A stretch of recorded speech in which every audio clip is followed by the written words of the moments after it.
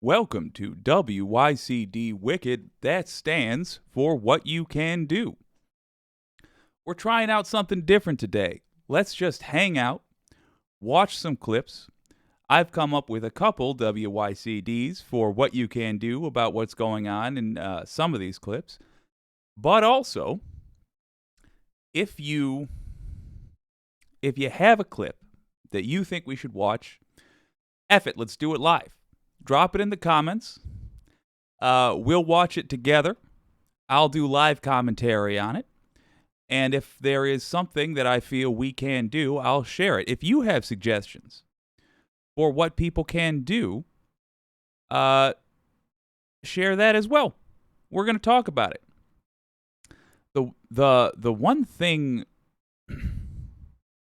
What is that? You guys hear that? Oh no! Let me try that again. All right. Yeah. What now? That's the sound of the police. That's the sound of the beast. That's the... Yeah. Indictments are coming, folks. It looks like Donald Trump. Ooh, he's gonna have to face a judge soon. We have 3 real good cases coming down the line.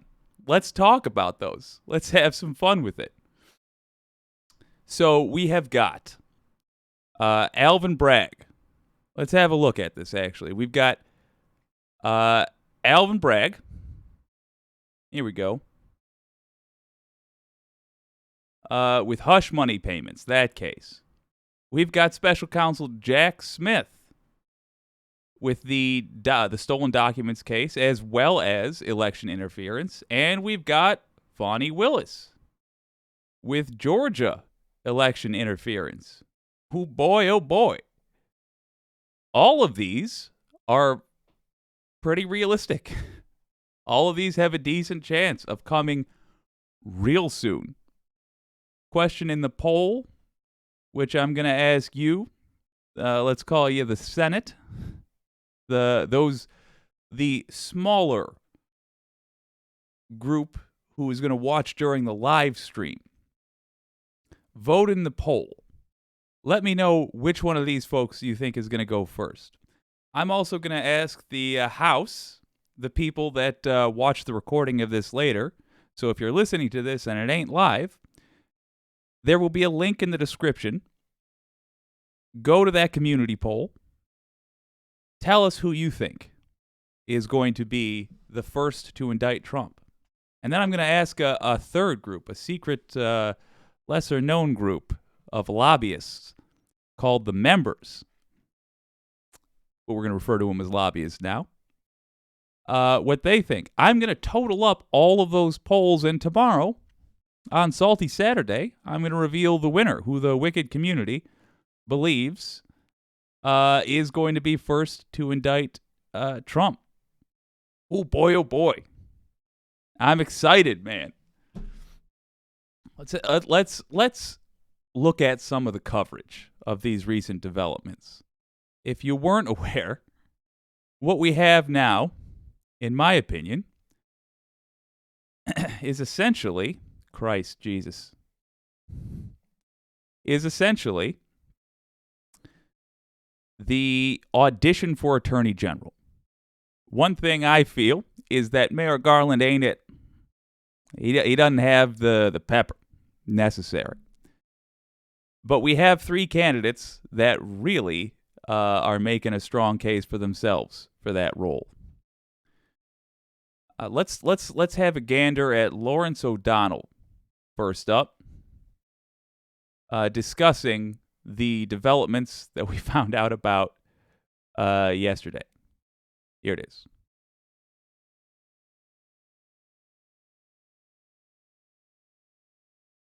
Well, the breaking news of the night.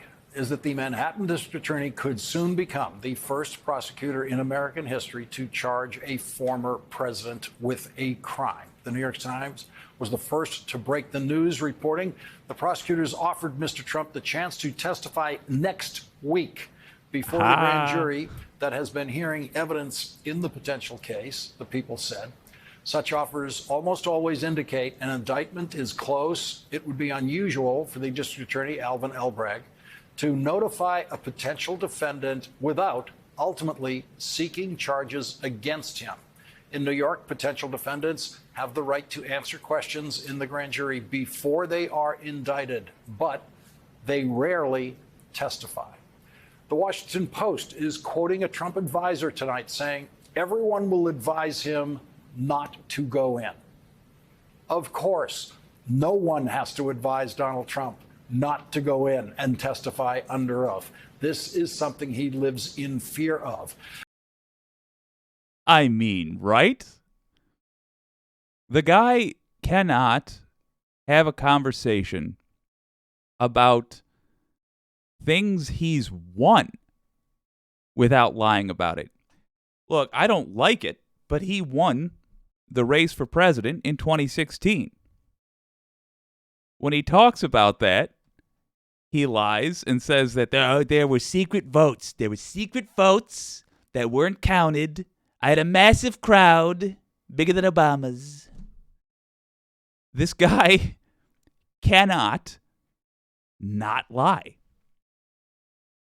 In a court of law, he is going to get effing annihilated. If he ever has to test, I think, look, I'm not his lawyer because I have self-respect and no law degree, but I don't think that second one is as important from what I have seen of Trump's lawyers. But if I were his lawyer, for the entirety of these criminal cases, I would not allow him to testify because he cannot not lie. So, yes, I think Lawrence O'Donnell's onto something there. The Manhattan investigation is focused on the $130,000 that was paid to actress Stephanie Clifford, also known as Stormy Daniels, during Donald Trump's first presidential campaign. That was a hush money payment to prevent Stormy Daniels from telling the story about the one evening she spent with Donald Trump in his hotel room 4 months after his current wife gave birth to his last child. The payment worked, temporarily at least, and kept the story quiet until after Donald Trump was elected president. If ever,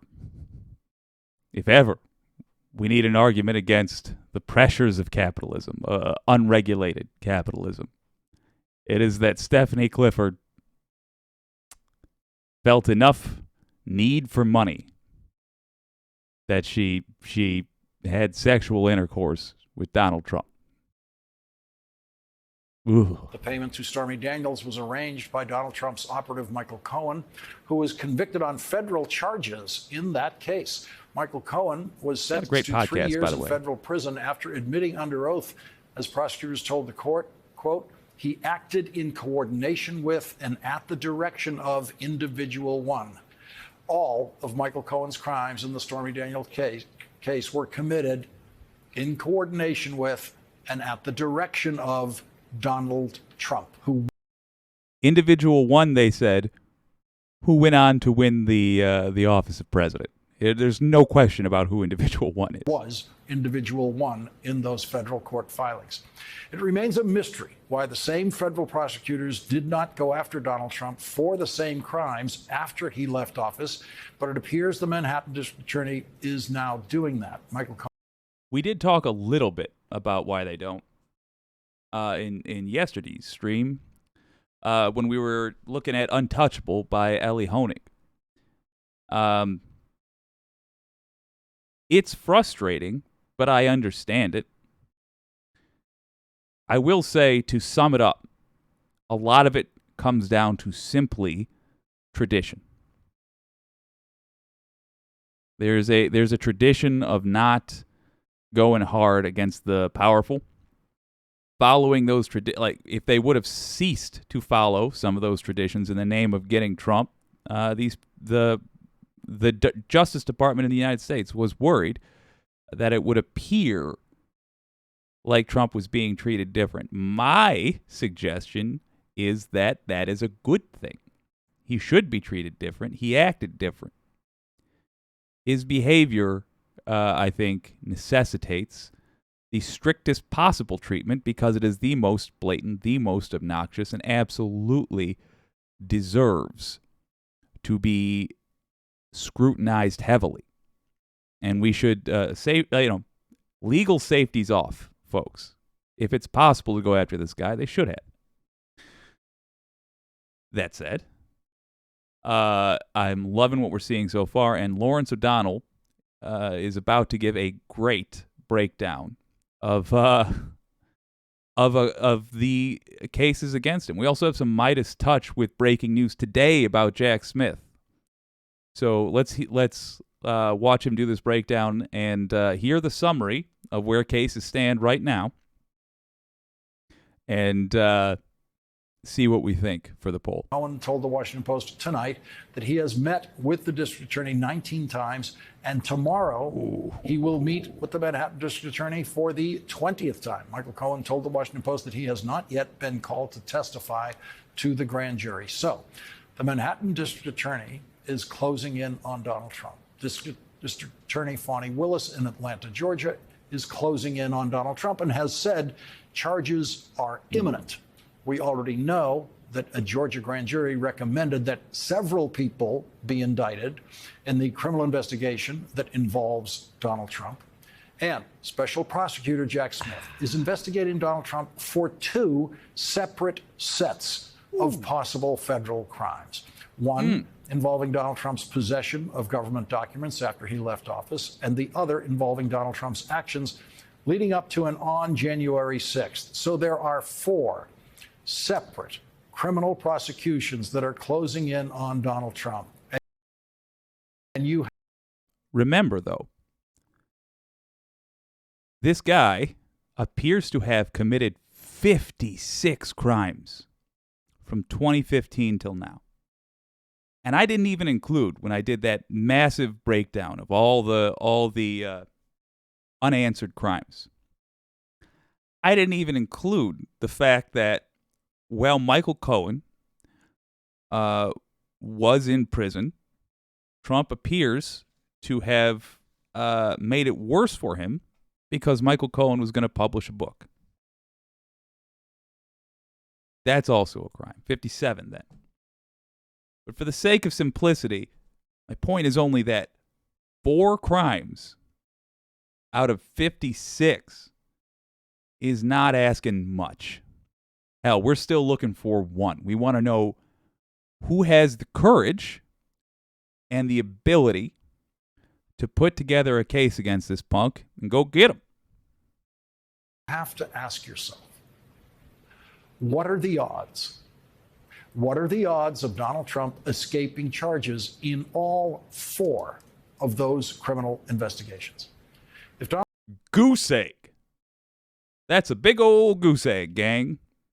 Trump is going to be criminally charged in any one of those investigations, it is going to be this year. 2023 is going to be the year in history when the first former president of the United States is charged with a crime. It'll be the year for the first time that happens. Or it's going to be the year when Donald Trump finally gets all of his criminal legal problems behind him. And if Donald Trump is charged with a crime, it might actually help House Republicans because it would take attention away from the way they are humiliating themselves in their own hearings just about every day now. The Republican House of Representatives did not present their budget for the federal government today because they don't have one. Instead, they held clownish hearings in which the Republican members of the committees and their witnesses were humiliated repeatedly by the truth. Let's hold up. Let's make it easy for editing Jake for a second here.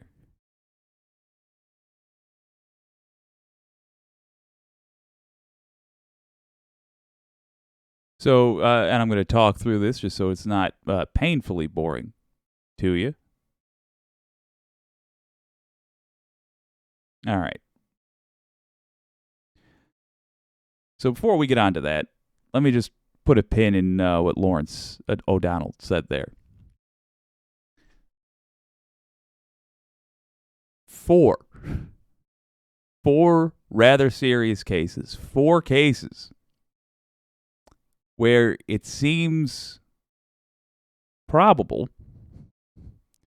that that Donald Trump is going to get indicted. Not just let's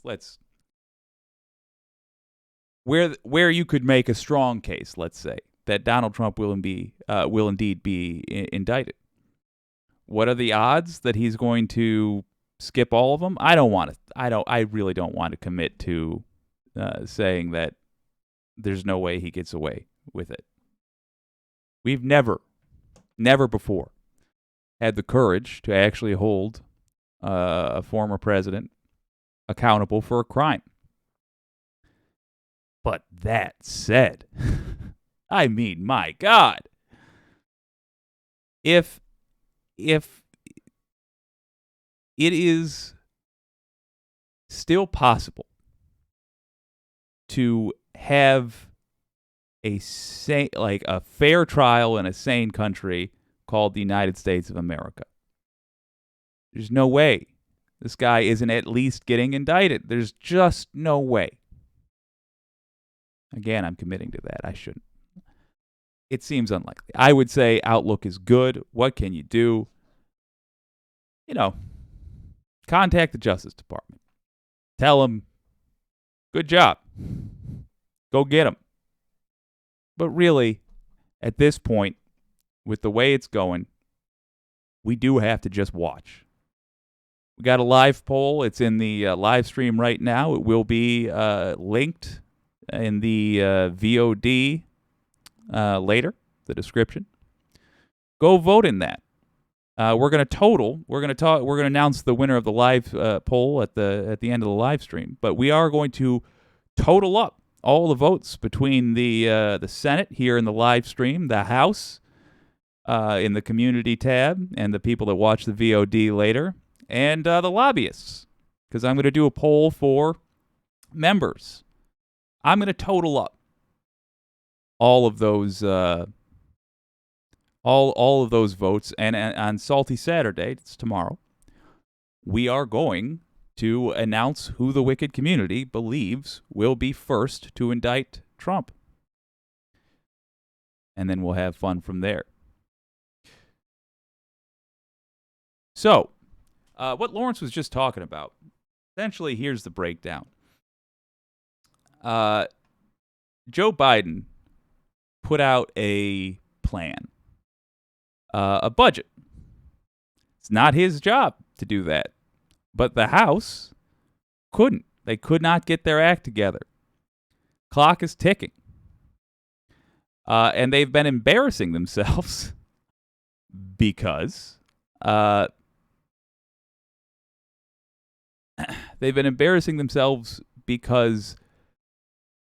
they made a big damn deal about how they were gonna bust through the wall like the Kool-Aid man and drop a non-woke budget. But then, one by one, all the things they said they were going to cut, Americans said, "Don't you dare."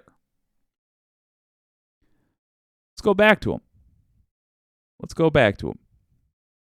Because Joe Biden did just a brilliant political move, and I actually think there's an opportunity for MAGA folks in the House here. I'm going to tell you what I think it is, and I think they're going to like it. And I think people that don't like them are also going to like it.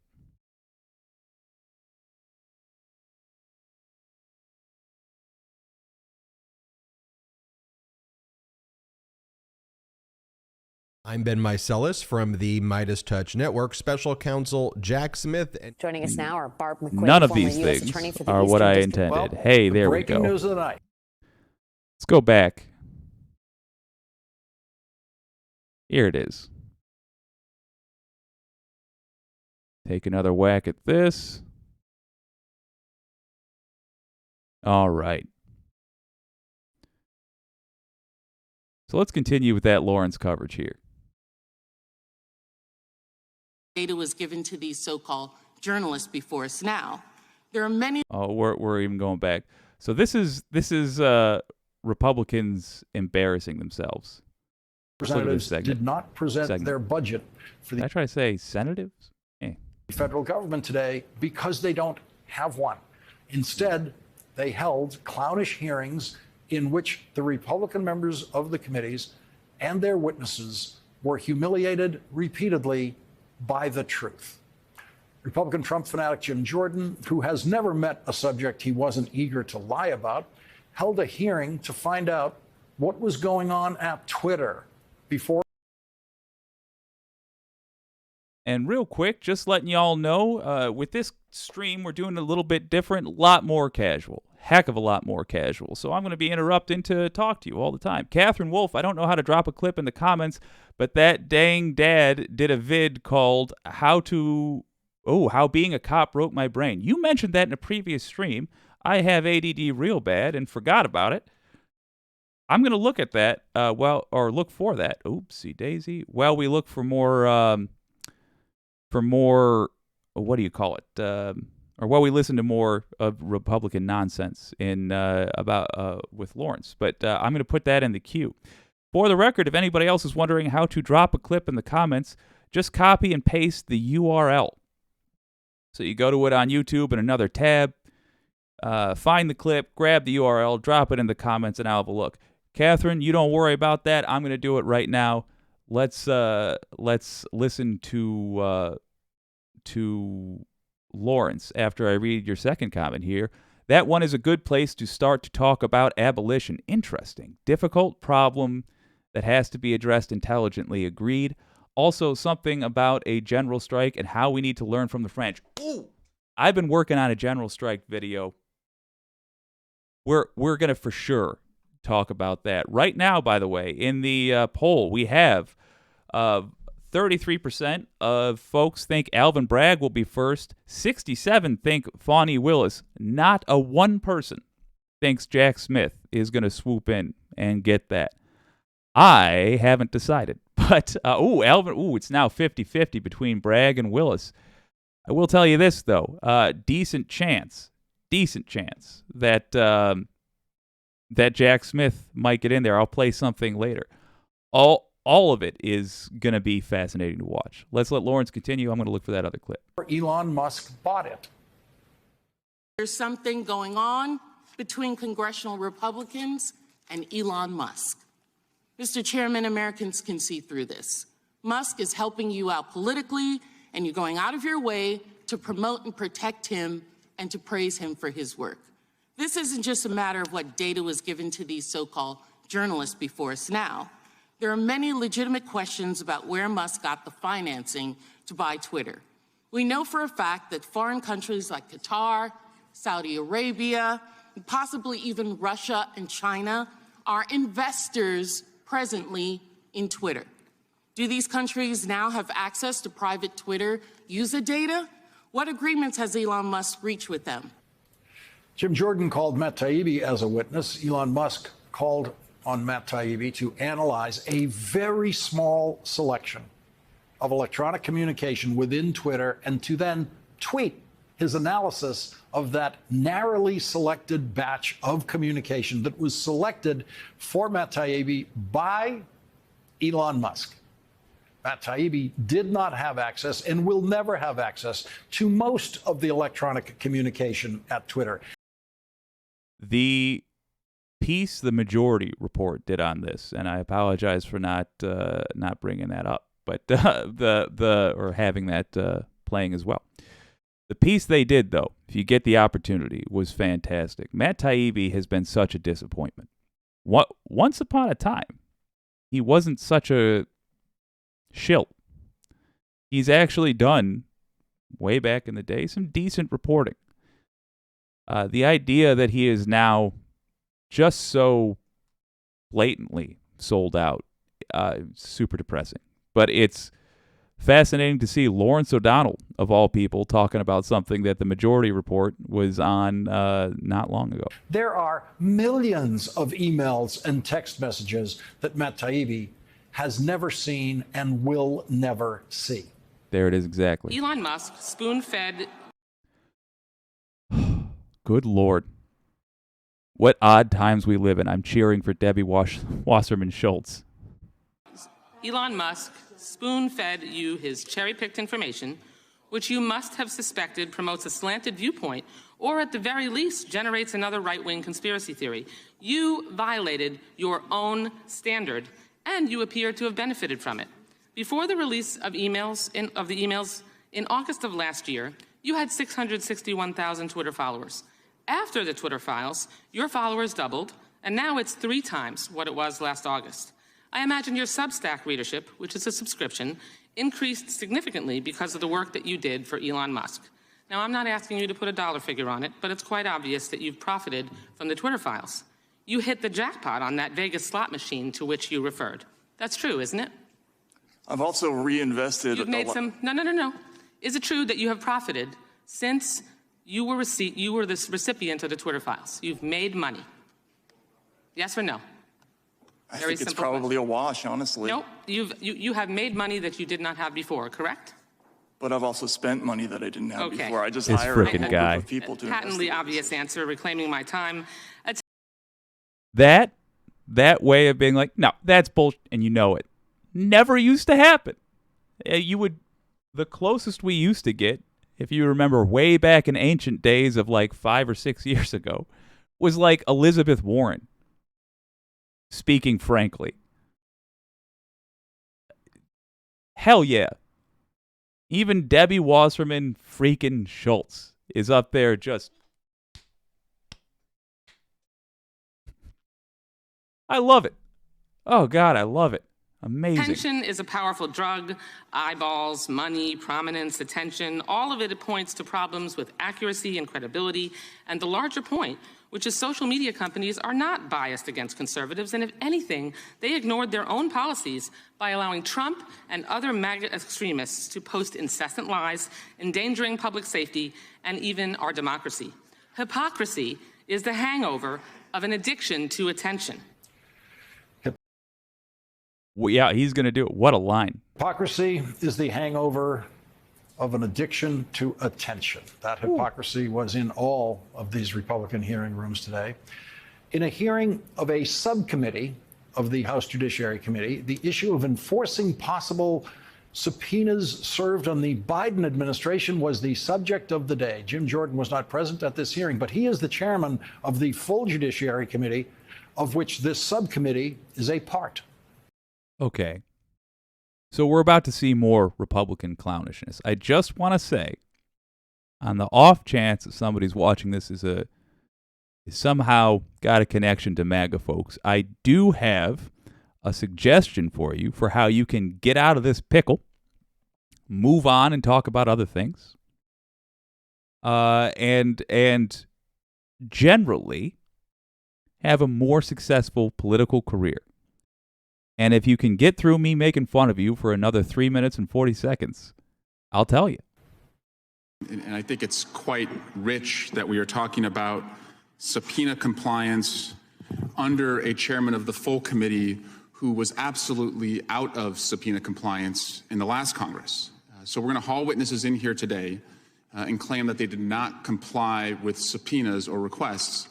And that request is so rich because it's coming from a chairman who himself did not comply with the January 6 committee's request. So May 31, you see a letter sent to then Representative Jordan asking that he honor his subpoena. He was asked over and over and over, you were a witness to a crime. You were a witness to the greatest crime ever committed with the most criminals ever indicted in America. Will you help your country? Will you comply with that subpoena? No compliance, crickets, absolute defiance of the subpoena. And because of that defiance, the chairman was referred, and it's still pending, to the House Ethics Committee. And why? Well, it's because he took an oath. And I want to have the congressional oath put up there, but The congressional oath mandates that members of Congress defend the Constitution without any mental reservation, or as it says on the slide, purpose of evasion. Not. Let me. I'll get out of the way for that. Look at that. This, folks, is actually good politicking. This is what it looks like when you have Democrats not pulling punches, not trying to avoid embarrassing people they see as ultimately their allies, even though these people for decades have been accusing them of all kinds of insanity, who have been operating dishonestly. It has been amazing watching the House turn around and slap down this nonsense. I hope it continues. I hope we get the House back. I hope we get the House, Senate, and presidency in 24. But I hope this attitude stays forever. I hope this is the new generation of politics. Even if you come from the old generation of politics, this is the new way.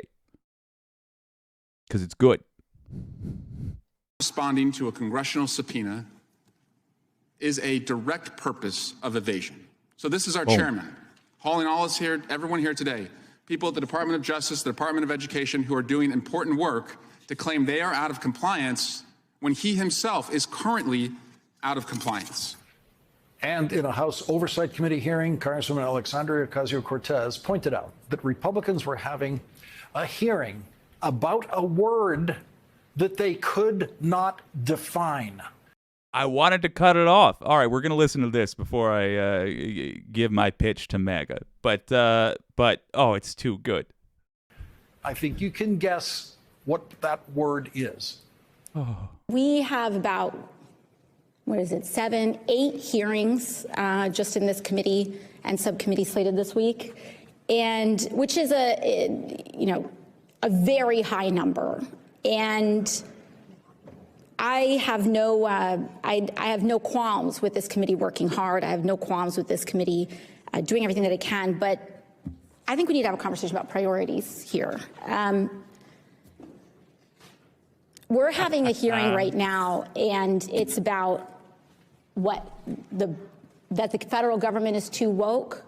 I mean, that's seriously what we're hearing. And then there's no definition of what woke is, but on paper, why don't you tell us what they say it is? In this hearing is that the so-called woke policies are remote work for federal workers, especially those that live in rural areas, and those who have disabilities, paying interns so that critical opportunities don't just go to privileged kids whose parents can afford to pay for their rent while they go on a free internship. That is what is woke here. That is what the other side is calling woke here.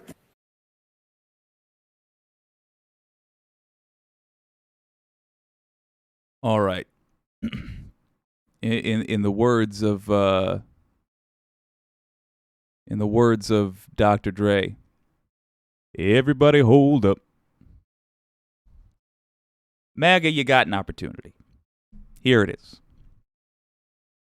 Way back in the day, and you're going to have to go into the Wayback Machine here easily a whole 10 years ago.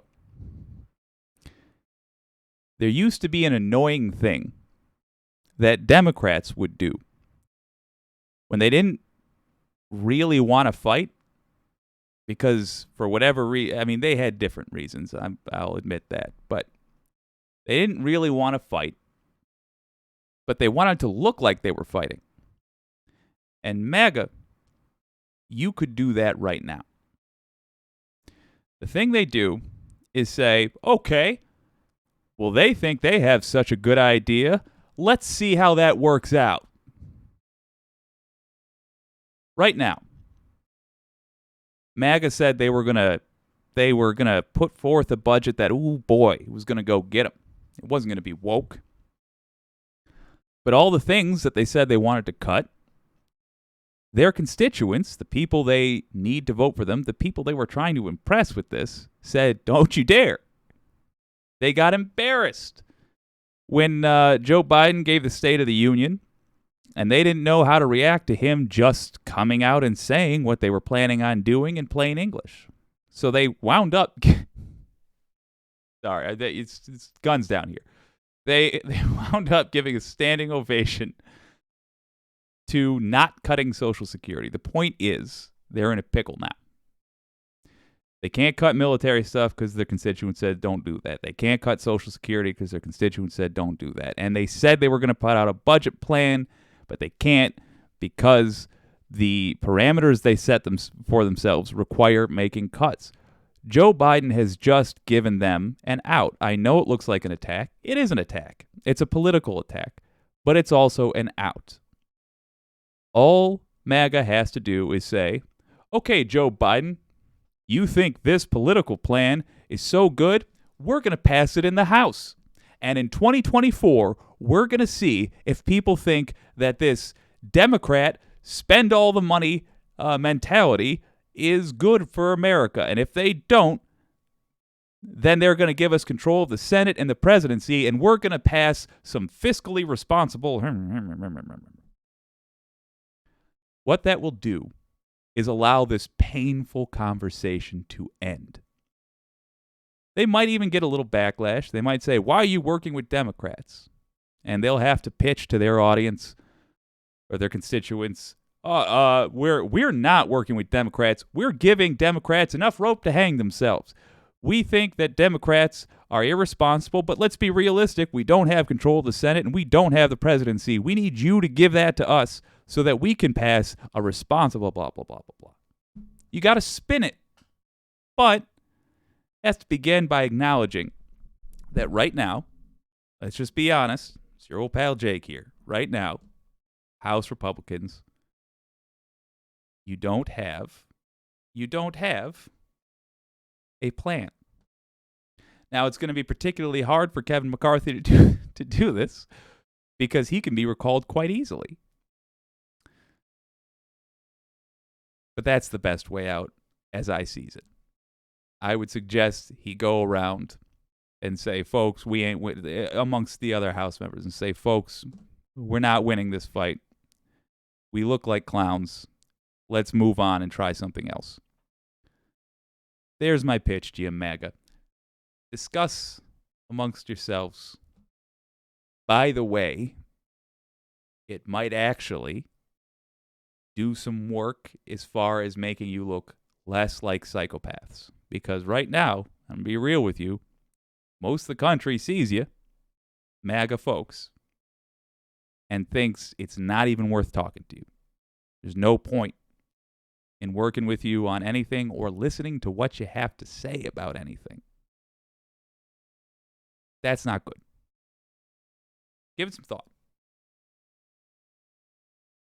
AOC did indeed nail it again. Tell you what, let's have a look at that clip. Viewer recommendation. Thank you, Catherine Wolf. This is That Dang Dad, who, I'm going to give him a like on this video. There you go. This is That Dang Dad with a video called How Being a Cop Broke My Brain. And I want to give you a heads up. It is going to be very awkward when I transition, but I'm going to try anyway. Oh, yeah. See, there we go. Pausing this for a moment. And adjusting this. Oh, we're getting there. And now changing the playback so that I can hear it as well. So I think we're going to start doing occasionally different kinds of streams like this, where it's much more relaxed, and I worry about getting a polished product out to you later with the edit, because I think this is fun. And also I think there's value in doing a genuine, I've not seen the video at all before reaction. Also, because I want to be wrong more often, oddly enough. I think there is too much of a culture of like perfection or nothing. No, I want to give a take and then the next day get on screen and be like, hey, I just listened to the take I did and I forgot X or Y. I think there's value there. Anyway, let's watch this video. Oh, Christ. Well, I'm going to turn that down all the way while we let that music go by. Because I don't want to get a copyright strike. Hey there. Welcome to That Dang Dad. My name is Phil. And tonight, I want to return to a topic I haven't done a video on in a while. Law enforcement. If you're new to the channel, you should know that I used to be a police officer in a pretty rowdy part of California. In the years since then, though, I've become a police and prison abolitionist, meaning I believe that the entire concept of police forces and prisons is not reformable and it must be replaced with something that's more compassionate, more just, more committed to dignity and meeting human needs. Just want to say, broad strokes, I'm on board. We're in the first few seconds of the video, but broad strokes, yes, I'm on board. A ground-up transformation, absolutely. I'll put a link in the description below if you want to see me do a deeper dive on that topic. Tonight, though, I want to set aside the academic texts and the philosophy and all that nerd shit, and I want to get personal about how my time in law enforcement really fucked my brain up. Tonight, we're going to be talking about state violence and some of the nasty stuff that cops see in the line of duty, so if you're not in the mood for blood and guts and man's inhumanity to man... Oh, I have so many stories. Maybe another stream. Maybe a little bit in this stream. But I got some gross cop stories. In like stuff that we'll get to. I want to skip this one tonight. Anyway, there's nothing cops love more than captivating an audience with a war story, so I'll start with one of mine. So there I was, Saturday night, M4 rifle in hand, monitoring the perimeter of a housing complex in the middle of a neighborhood. Our gang unit had been tracking an armed and dangerous gangster wanted for murder, and they'd seen him enter the middle property of a triplex where his family was hiding him. We quietly evacuated the two end properties. We prepared... Just real quick, I want to compliment him on his editing style and say that I will probably take a page out of his book. I've been trying to figure out how to do a nice visual thing. I like that a lot. To make a dynamic entry, as they say. This is the police, come out with your hands up, no answer, in go the flashbangs, and go the tear gas. After a moment, the gang unit radioed that the gangster had climbed up into the attic of the triplex, which was accessible to the two end units. I was tasked with standing in the doorway of the south unit in case he tried to sneak out that way. I was reminded that he was armed, dangerous, and had already killed. So there I stood as the gang unit began to throw more and more tear gas up into the attic, waiting to see if this guy was going to drop down right in front of me. And I did what I'd been trained to do. I visualized shooting him in the chest until he stopped moving. Over and over and over and over again. I pictured him crashing through the ceiling. I pictured him sneaking around a corner. I pictured him running at me. I pictured him shooting at me. I pictured him wounding me. And every time I pictured firing until the threat had been eliminated. I have no idea how many times I annihilated this guy in my mind palace. 40, 50 times. And it's not because I hated this guy or really wanted to score my first kill on the job. It was because I wasn't quite sure I could actually do it. I was taking a page out of Dave Grossman's training and I was psyched. That is so fascinating. It's that he wasn't sure if he could do it that made him hyper-focus on that part of the training. That's really interesting. Good recommendation, Catherine. Picking myself up and convincing myself that yes, I could kill someone if I had to. After all, he was armed, he was dangerous, and he'd already killed before. What options did I have? Ultimately, blinded and choking on tear gas, he fell through the roof of the middle unit directly in front of our canine unit. Did you know dogs are not incapacitated by tear gas? The gangster and I both learned this right about the same time, and it was a bad night for him. Oh, After no. all that, I put my gear back in my cop car, took a quick drink of water, and resumed my shift. Off to go break up loud parties, referee marital disputes, and chase... I haven't seen the video. He might touch on this in a moment. I do want to say, so often people forget that about a cop. If you have a cop that is interacting with you for some reason, and it's a relatively innocent reason, like the classic, you were speeding, you were going 15 miles an hour over, and you have a headlight out, and you blew right past him, it's a neighborhood, he pulls you over. A lot of times it's easy to forget that it's entirely plausible that like 45 minutes ago, this guy might have had to pull a drunk off her kid as she was beating her kid in public. Like just some mind-blowing evil that they just encountered. And they might have a little bit of that wrath still in them. So that when you then in a neighborhood go 15 miles an hour faster than you should have, they're like, does nobody care about kids? God damn it. And then, just saying, it's just like any other job. If we're not doing it, we generally don't know the full context. And I am not trying to go out of my way to apologize for bad behavior or unprofessional behavior, but it's worthy of consideration. So 18s on a would-be beer run, all that violent energy I'd been working with, all that visualization of hurting and killing people, gone. On to the next call. I tell you this story because it's emblematic of much of my law enforcement career. When I first started out, I was criticized for being meek, timid, too slow to show dominance out in the field. I was taught that showing that kind of weakness on calls would make me a target for attack. I was shown hundreds of videos of cops being killed on routine calls for service by assailants who didn't really look like killers. At the same time, on my days off, I was training in Krav Maga alongside many other cops and military veterans. Krav is extremely aggressive, and it very often touches on mindset. We trained on how to fight a carjacker inside your own car. We trained on last-ditch techniques to disarm somebody who was trying to shoot you execution style.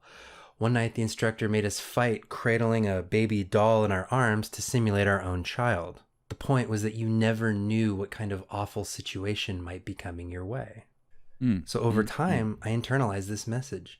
At any given time, someone out there is going to hurt you if you're not ready to hurt them first. If you let your guard down for even a second, they'll kill you. In the police business, this is how we talk about officer safety. The most respected veteran officers that I worked with were the ones that were pulling young guys back from running around blind corners. They were the ones saying, hey, did you search that dumpster before we turn our back on it? You got the sense that they had seen things and that they knew how to keep themselves safe.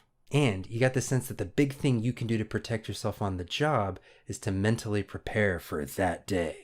And since you never knew what form the attack would take, it's best to just run scenarios in your head constantly, building those mental pathways so that when it finally does happen, you'll know exactly what to do.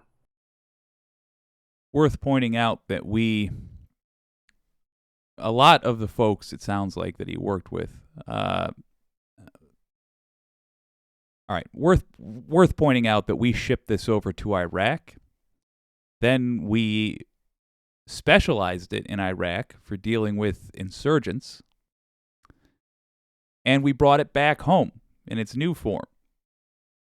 So policing, I don't think it's not suggesting that it was good before the Iraq War, but there was a definite, and this is when I had dipped my toe in considering that as a profession. But even I, as a Hui community college student, got a sense of the changes that were imported back to us after we had exported them to Iraq, from Iraq after we had first exported them to Iraq. And a lot of the folks he's talking about, the old pros that were showing him the ropes, that would have been their bread and butter. But the problem is we're then looking at our civilian population the same way we're looking at a country that we had invaded. That's a problem. So that's what I trained my brain to do on duty. I drove around and I imagined. What if a guy with a gun popped out of the trunk of that car over there and started shooting at me? What if I saw a man with a knife running down that alley? What if that shoebox is an IED? What would I do if a plane crashed into City Hall? Over time, my brain began to do this off-duty as well. I wouldn't sit in restaurants with my back to the front door so that I could monitor everybody coming in. I walked through mall parking lots with my head on a swivel. I stared down people who looked out of place just so they'd known that I'd seen them. I was constantly in a state of vigilance. Not concern, just vigilance. My Krav instructor used the color code system to talk about emotional states, white, yellow, orange, red, black. And he used to say that you should never leave the house without being at least code yellow, that you should never be totally relaxed in public. That's a guy that takes his profession so seriously that you shouldn't take that guy seriously. And I never was. And to this day, I never am. It's been a long time since my cop days now, but this hypervigilance has never left me. And what at one time felt like a survival tool I was proud of, now just makes me exhausted and probably exhausting to be around. I hate leaving my house. I don't like going out and doing things with lots of people. If it's too loud and crowded somewhere, I don't feel like I'm in control. I don't feel safe.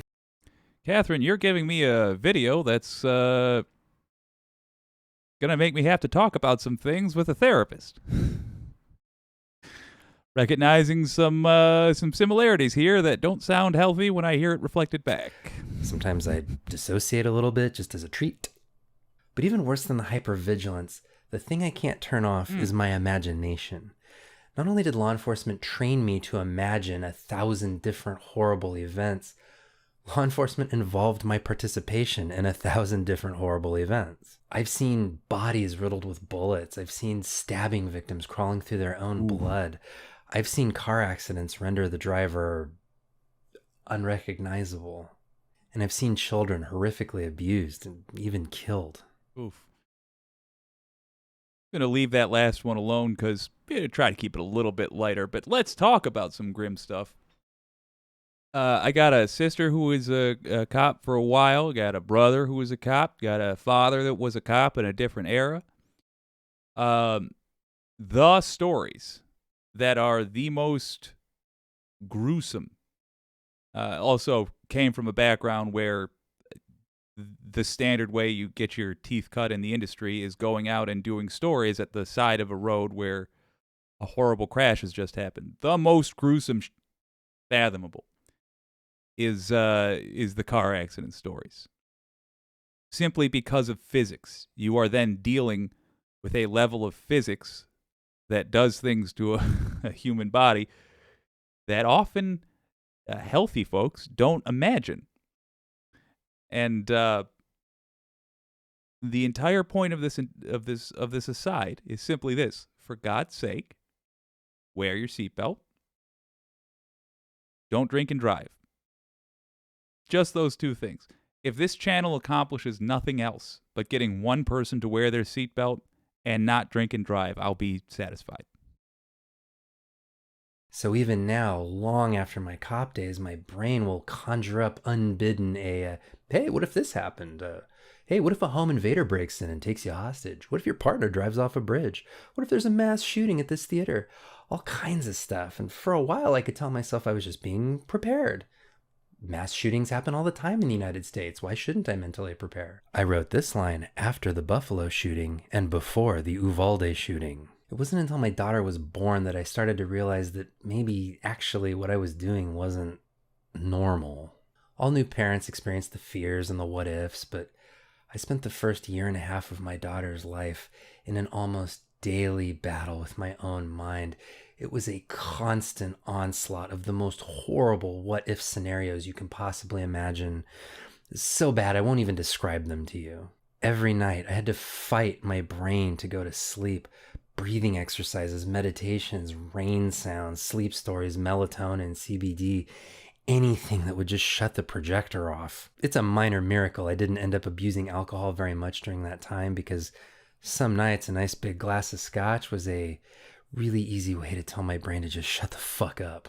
I was looking into therapy at one point, and then COVID hit, and between that and budget stuff, I basically just gave up on that idea for the time being. After some research, I ended up buying a self-guided CBT workbook. Not that kind, the other kind. And doing exercises in that for a while, and believe it or not, that actually kind of helped. I don't know if it was just feeling like I had some kind of outlet to work on this stuff, or whether I just got less anxious over time as my daughter stayed healthy and happy.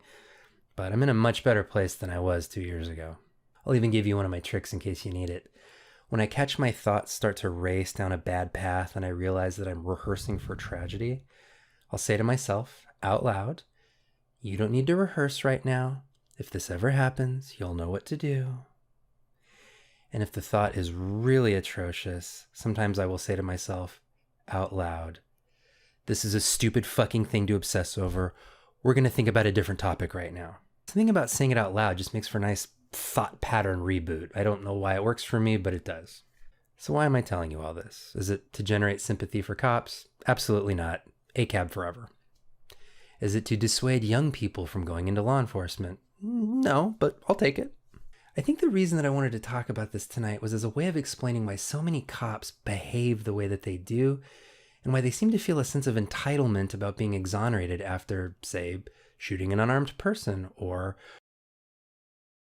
He's making a really, really interesting point. But I hope he explains ACAB there. I have never really understood that at all. The people that say ACAB, ACAB. Doesn't make any sense to me. I've also never understood the people that suggest to lefties that they shouldn't go into law enforcement, of which this guy appears to be both. Obviously, he just said he was. I hope he explains that a little bit more. I have a critique I'd like to offer, or at least, not even a critique, my opinion on why I don't think that is a good thing to do. But that said, this video is fascinating, and the point he's making right now is really insightful. That sense of entitlement to forgiveness for cops that have, in my opinion, betrayed the people they were meant to protect by being over-violent. Fascinating. Let's let him finish. Refusing to run into a school to save children. I am not the only person to have their brain broken by law enforcement, and many of the people to whom that happened are still cops. That hypervigilance, those obsessive thoughts about danger around every corner, that's part of law enforcement culture. It's part of the training. It's part of the mentoring. It's woven into the DNA of how cops operate every day. That's why there's this almost unbridgeable gulf between a normal person who says something like, "Why did you punch that guy 37 times just for having his hands in his pockets?" And the cop who replies, "Because I didn't know what was in there. It could have been a knife or a gun or a jar of battery acid that he was going to throw in my face. I didn't want to take the chance." I guarantee you that cop was at a seminar one time where some old head was telling a war story about his partner Bob Sacamano, who actually did get battery acid thrown in his face. And also, in some cases, literal war stories. Literally talking about policing Fallujah. Worth noting. There are approximately 900,000 police officers in the United States, and I'm willing to bet that the vast majority of them were trained like I was and have the same mental pathways that I have. That's a lot of unarmed, unaccountable people running around fantasizing about being executed in the streets every day. Armed. Yeah, this may inspire some sympathy in you for those cops. I don't think it's a coincidence that cops endure this kind of abusive working mode and then turn to alcohol abuse and even more notoriously, child abuse and intimate partner abuse. Yes, many people who are already abusive enter law enforcement because the profession protects abusers, but I do think that the job can, over time, make people much more abusive than they were when they started, both through the training and through the peer pressure. Counseling and therapy are totally stigmatized in law enforcement. If your department finds out that you're receiving mental health treatment, you risk missing out on special assignments and promotions for being unstable. So everyone fighting these demons is fighting alone. But I'm not arguing for sympathy, and I'm not asking you to empathize with anyone. Instead, all of this is yet another reason why I am a police abolitionist and why I believe that the profession, as it exists today, cannot be reformed into something better and must instead be replaced. The hundreds of thousands of cops with these hyper-vigilant, alarmist thought patterns are not going to be receptive to being disarmed and trained not to kill. Hell, when I was a cop, even in my later nice cop years, I wouldn't have been receptive to being part of an unarmed community service role. I would have balked at any training that said that police should err on the side of not killing someone during a tense, uncertain, rapidly evolving situation. I would have told you that it was dangerous to dissuade cops from killing because it means that they will hesitate when that day comes. Any training or policy that put civilian lives ahead of police officer lives would have been killed off by a massive mobilization of angry officers. Among the 900,000 cops out there, are there caring, compassionate officers who just want their community to be safe? Sure. Would some of them make amazing community care responders and conflict mediators and mental health crisis counselors? Absolutely. But these officers are not driving department policy. They're certainly not driving federal policy, and they are not leading the culture of modern American law enforcement. They exist, but they are not representative of the whole of policing. And when you call 911, there's a low likelihood that you're going to get officer friendly instead of Sergeant Dick rifle. From the frequent police murders of unarmed civilians to the now frequent refusal of police to defend school children, it's painfully obvious that the American officer safety mindset is a clear and present threat to everyone in this country. Anytime you're within 20 feet of a cop, you are in danger, both from their overactive imagination and from their total systemic insulation from consequences. Wholeheartedly agree. That right there is my biggest beef with American law enforcement currently. The police themselves are a danger to American citizens. The people they are policing, the people they are supposed to be protecting. They are, if there was another group that behaved the way American police do, I would call the police on that group. That part, or that assessment, I should say, I wholeheartedly agree with. You should never feel safe when the cops arrive, unless you're rich and white. Anyway, thank you for weirdly that personal one tonight. What do you think? I'm sure those of you with CPTSD can probably relate to the racing thoughts and hypervigilance. What techniques work for you? Also, how do you like these little low-key, kind of sloppy vlogs as opposed to my more researched, more complex topics? That goes for this too. All right. Okay, overall thoughts. And I'm curious to hear yours in the comments as well. In fact, let's open up those comments. Yeah, I think we didn't get to the ACAB. And we didn't get to really what, in my opinion, is the most important thing, which is, if not that, what? Although he did touch on it a little bit, a different type of officer, an unarmed officer. I think overall that was fascinating. What an insight into what is going on with these guys. Excellent for keeping in mind. I will probably be playing that clip in an abridged form again later as part of a video essay.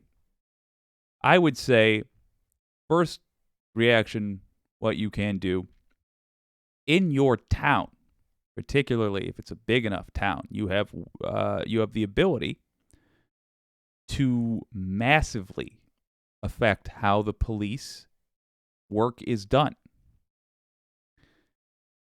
I would say, particularly if you are the sort of person that used to say, defund the police, switch gears and say, fund new police. In your town, try to get an unarmed officer as a position which exists and is not a position of shame. Like, oh, Johnny can't control his GD gun, so we're not letting him carry one. You got to go out there and yada, yada. No. Officer friendly is what we should make. We should do pilot programs, just like there were pilot programs with UBIs in towns. Pilot programs for reasonable police, I think, is a great thing to do. And to greater effect, it can be an example for the rest of the nation. If I'm saying it here, it is almost guaranteed that somebody else thought of it years ago and it's been done already. So I will look into that. And I'll look into how it went. But first reaction, that's what I would suggest doing, for sure. In your town, go to the city council, say, look, we don't want armed people looking like they're ready to invade Poland showing up if we had a fender bender. I don't want to risk a gun being pointed at me if I'm calling to complain about my neighbor playing music too loud. I don't want to risk a gun being pointed at my neighbor in that scenario. I would like a section of the police to be unarmed that I can call and request an unarmed officer. I think that's the way to go. And I think, let's have a gander. I think that, what was it?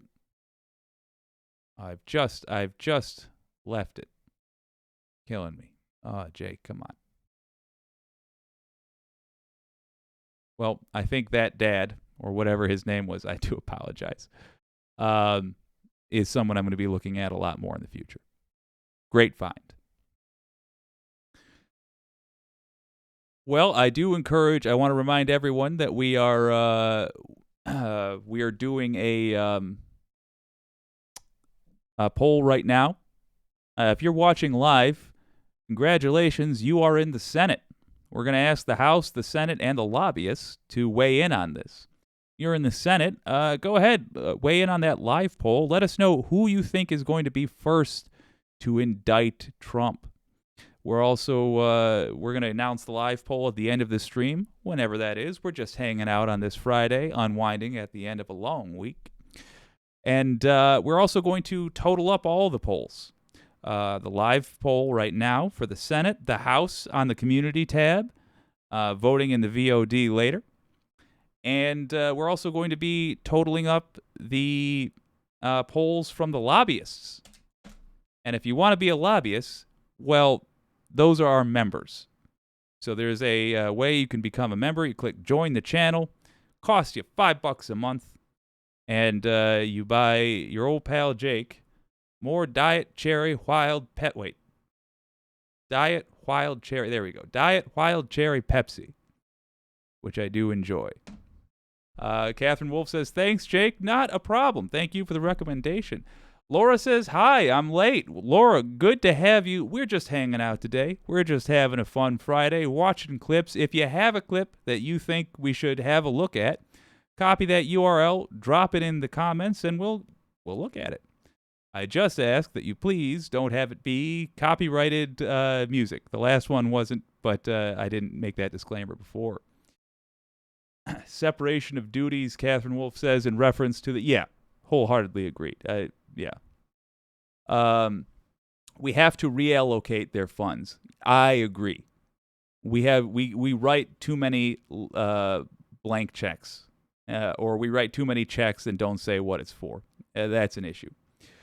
You may not be the first one thinking of it. You might be the first one saying it, just saying, says Laura. Yeah, that's entirely possible. But ultimately, that's going to be I hope that somebody else has already started this. Like, I hope somebody else has already got a pilot program going. But if not, there are plenty of countries that have this. In fact, England has a great model for their police force. In the past, we modeled ourselves. Some of the things I should say that work about our police, we modeled off Robert Peel, a.k.a. Bobby, from England. They call police bobbies in England, named after Robert Peel. There is quite a bit to be gained by modeling, by looking at what other places do and stealing. Just there's nothing wrong with stealing a good idea. That is called educating ourselves, and that's great. I want to tell you guys about my microcosm. That is the state of Michigan. It's very lucky for me that I'm doing this show in the state where I am currently located, because it's very easy to take what happens here and talk about what can happen elsewhere just by random chance. A couple of things lined up that make it perfect. Let's talk about 2016. A quick look at what 2016 looked like in the state of Michigan.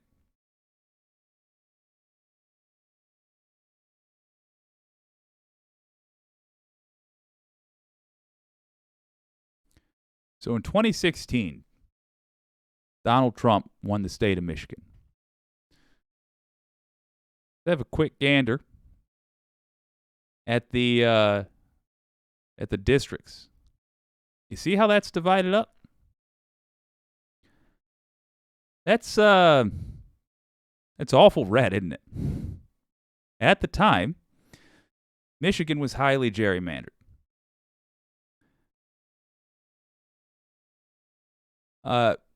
That gerrymandering did not result, as you can see, in a clean sweep for Trump. In fact, it didn't affect the election at all, because obviously you take the whole state. But it was a wake-up call for a ton of people in Michigan. Michigan had gone to Obama, and when it switched to Trump, it broke a lot of hearts, mine included. Michigan had also been unable to get a representative democracy going. The state house, the state senate never looked like what the overall votes said they should look like because it was so gerrymandered. Those blue areas you see are generally blue every single time, but the areas around them shift a lot. A joke that is often said about between news people in the state is the farther left you go in Michigan, the more right you get. It's a good thing to hold on to. But look at this. Look at the primaries. See if I can get us there. Green voted for Bernie Sanders in the Democratic primaries. Yellow voted for Hillary Clinton. Do you see what's odd there? All the places that voted for Clinton voted for her in the primaries as well. But Bernie Sanders, he cleaned up in the red districts. I shouldn't say all, but the vast majority. It's not an accident. We were getting a ton of Russian web brigade activity. I sound crazy all the time when we're talking about this. It's not a matter of opinion. It is confirmed. This is known. The Ruskies, at the time, in the interest of causing civil unrest in the United States, it's theory, they were supporting what were considered to be fringe candidates. And this is pure speculation on my part now. I'm convinced they didn't think Donald Trump would actually win anything. If they would have, they would have doubled down, yeah. But the point is, these areas right here, whether the effect is causal or it's coincidence, they voted Russian. Now, I will clarify that also got me into more leftist politics. It backfired. It got me looking at the genuine way this works. And in fact, I am far from a unique example. Just about everybody in the country gained an interest in politics. 2018 saw more participation in politics than it had more of an increase than had ever occurred previously. Jump back right here. Christ, Jake.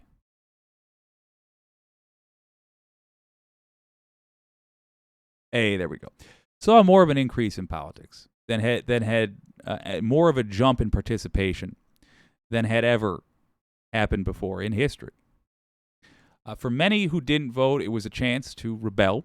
In 2016, it was a chance to rebel against the lack of change represented by the Democratic establishment.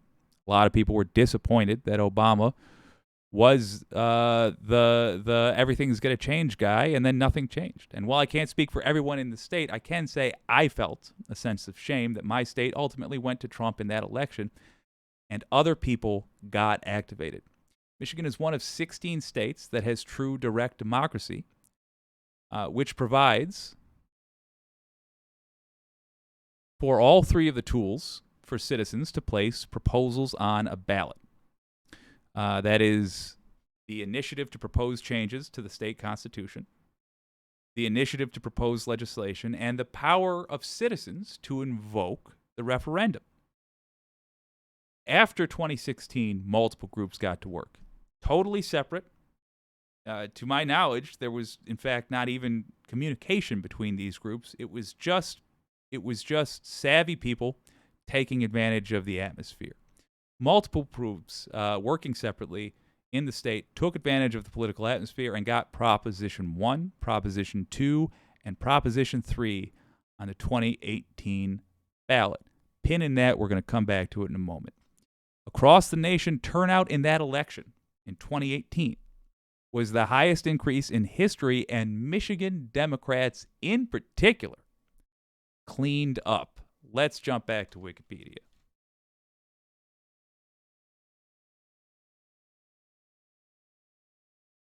Oh, you do love to see it. We're jumping back to the dual screen. We're interacting with that. We're switching that out. We are going to properties. Remember, folks, it is a much more chill stream.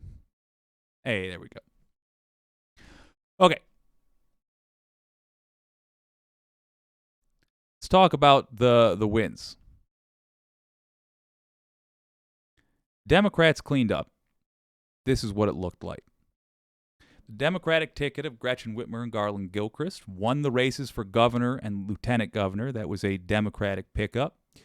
Former Wayne State University Law School Dean Jocelyn Benson was elected Secretary of State, which was another Democratic gain. She became the first Democratic Michigan Secretary of State since 1995. Good God. Detroit-based Attorney General Dana Knuckle-Up Nessel was elected Michigan Attorney General, becoming the first Democratic Attorney General in 16 years. She, by the way, is one of two Attorney Generals who has allowed a state-level investigation into the false electors. Hot damn. The propositions as well, Proposition 1, Proposition 2, and Proposition 3, all passed. Every one of them passed. The result was weed became legal, which had the financial result of someone finding a massive oil deposit in the state without the environmental harm. And the districts in the upcoming census would be divided by a nonpartisan board rather than by the state legislature. Let's look at some other 2018 successes that were on there. The State Board of Education cleaned up for the Democrats. With the Senate, all 38 seats in the Michigan Senate were up for election in 2018. Democrats gained 5 seats. Even though it was still gerrymandered, the proposition hadn't passed yet. Democrats gained 5 seats. All 110 seats. Michigan gained 5 seats. Republicans still formerly controlled, the Michigan House. But we kept doing pickups. Oh, Bridget McCormick, let's talk about this. The Supreme Court. 2 seats on the Michigan Supreme Court were up for election in 2018. Justice Kurt Wilder, who was appointed by Governor Snyder, dude, by the way, largely responsible for the Flint water crisis, managed to avoid punishment. Some other time we'll talk about that. To replace Justice blah, blah, blah, blah, blah, blah, blah. Sixth Circuit Court of Appeals are each eligible. The two winners of the election were Clement and Megan Kavanaugh, who unseated Wilder. Cripes.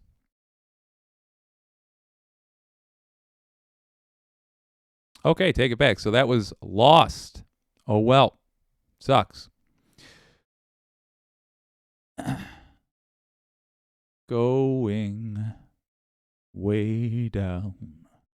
Okay, but let's look at these ballot initiatives. So what changed? What were those ballot? All of those passed.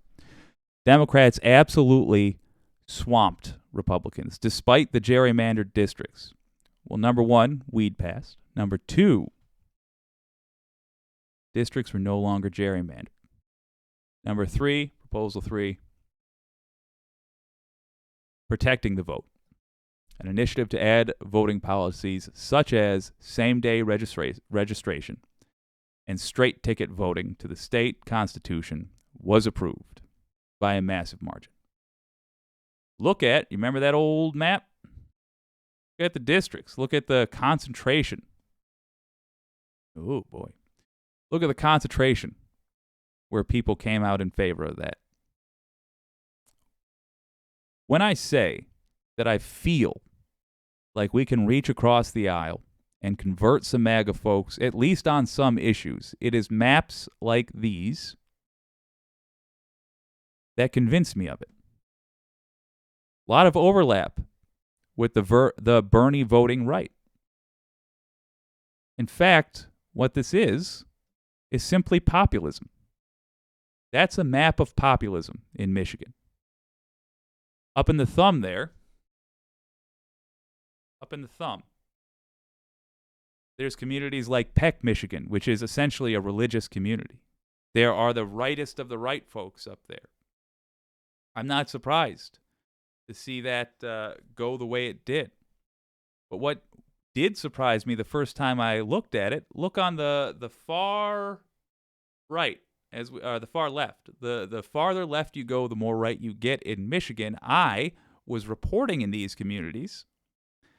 I can tell you, red hats everywhere, and yet they voted for populist proposals. What's the significance there? Well, here's my question to you.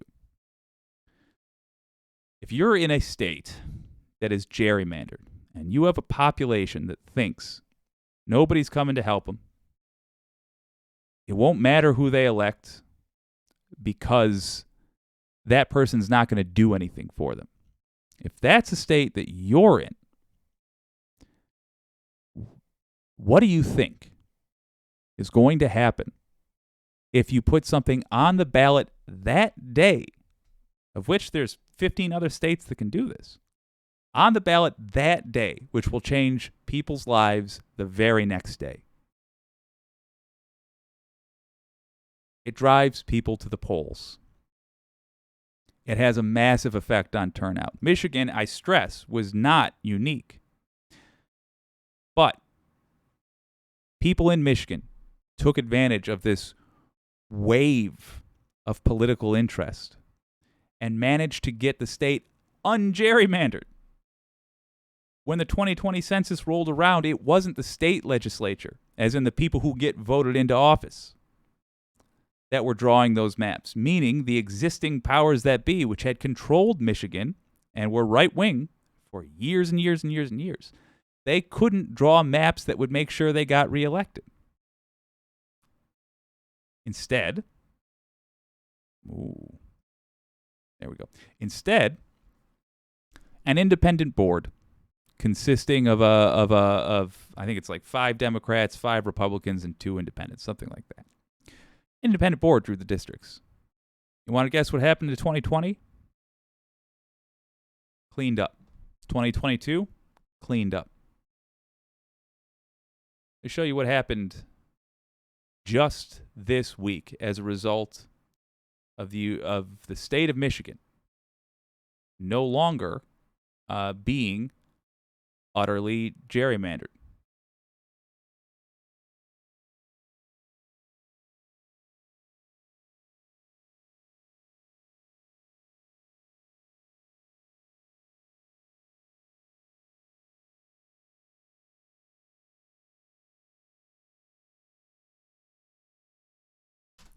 Too much typing in this. There we go. Michigan House approves repeal of state's right to work law. This law was responsible for the fact that we do not have unions in Michigan. What this law did, the right to work law, there we are. What this law did was make it so that people who were in an industry that a union represented didn't have to pay union dues, which meant, of course, everybody got the benefit of the union's work but didn't support the union, which means the unions died off. Michigan Democrats now control the House, the Senate, the governor, Secretary of State, Attorney General. Democrats across the board are in control, so they got rid of this. They got rid of that. Michigan's Democratic-led House approved legislation Wednesday that would repeal the state's right to work law that was passed more than a decade ago when Republicans controlled the state House. Repealing the law, which prohibits public and private unions from requiring that non-union employees pay union dues even if the union bargains on their behalf, has been a top priority for Democrats since they took full control of the state government this year. The bill is not about making history. It's about restoring the rights of workers from whose work we've all benefited, said Representative Jim Hansma, a Battle Creek Democrat. Battle Creek is a right-wing place people thought until we got rid of gerrymandering. Said on the House floor prior to the vote, supporters of the repeal who poured into the gallery above the House chambers cheered loudly as the legislation passed along party lines late Wednesday. Legislation restoring the state's prevailing wage law, which requires contractors hired for the state projects to pay union-level wages, was also approved by the House. Both bills will need to pass the state Senate before being sent to Democratic Governor Gretchen Whitmer. You better believe it's going to pass and she's going to sign. Also Tuesday, Michigan repealed its 1941 abortion ban. There was a draconian law passed in 1941 when the Supreme Court took away for the first time rights that had been given to the American people. You know, Republicans were talking about reenacting that state law. They can't anymore. That's gone. It's done. The kibosh has been put on it. In other words, Democrats here's the timeline of events. Trump got elected. Michigan got embarrassed. The reaction to that was a ton of political interest. Organizers put propositions on the ballot, which drew out people that don't normally vote. We suspect, I can't prove that, but we suspect based on who voted for those propositions. The propositions made Michigan a more fair state. Democrats get victory after victory after victory, and now, 8 years later, the state has California-level policies in terms of how left-wing it's getting.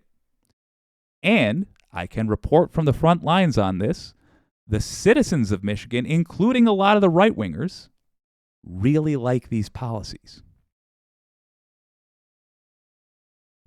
What's the use here? How is it useful elsewhere? Let me show you.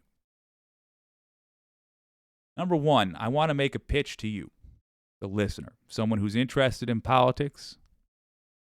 Work to get propositions on the ballot, if you can, in your state.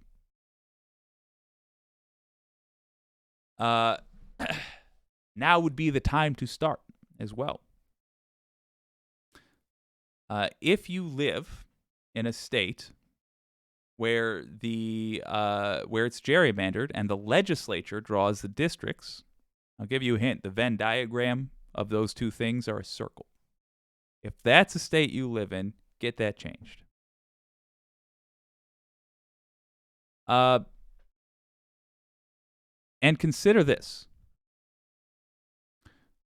On election day, you need people who are ready, willing, and able. We spend so much effort trying to increase people's ability that I feel we can underappreciate the other parts, being ready and being willing. Some people who are strong supporters now, next year, come November, will be recovering from surgery or freshly fired or just having to count their days in spoons on election day. Maybe someone who kind of likes the candidate that you like will be weighing their likelihood of seeing actual change against skipping lunch to go vote. Maybe that's only the level of interest that they have. Well, one hell of a motivator would be to give them something on the ballot that their vote would accomplish immediately. So they don't have to trust a politician. They can say, no, if we get enough votes this election, then this passes. You got all kinds of candy you can hand out. You want to get the lefties out? Put legalizing weed on the ballot. If you want to get the lefties out, hell, in fact, that should get the right-wingers out as well, believe it or not. Putting weed on the ballot, yes. As we saw with the with that second or third map I showed you. Getting a fair redistricting process put on the ballot is going to be incredibly beneficial. Thank you, Train. It will get out the vote. It is very powerful. And we can turn out the vote as well as achieve a day one victory for the party in the same stroke. It's my pitch to you. Consider doing that. And if you live in a state where they've been burning books, you could consider a proposal that could protect schools and libraries. If you live in a state where the populations are literally fleeing for their lives, in fact, let me grab that Forbes article, where they're literally leaving the state for fear of their own safety, you may be surprised to find out how many potential Democratic voters are still there, and I'm confident that those who will remain will choose to fight for their right at the ballot fight for their rights at the ballot box if given the opportunity.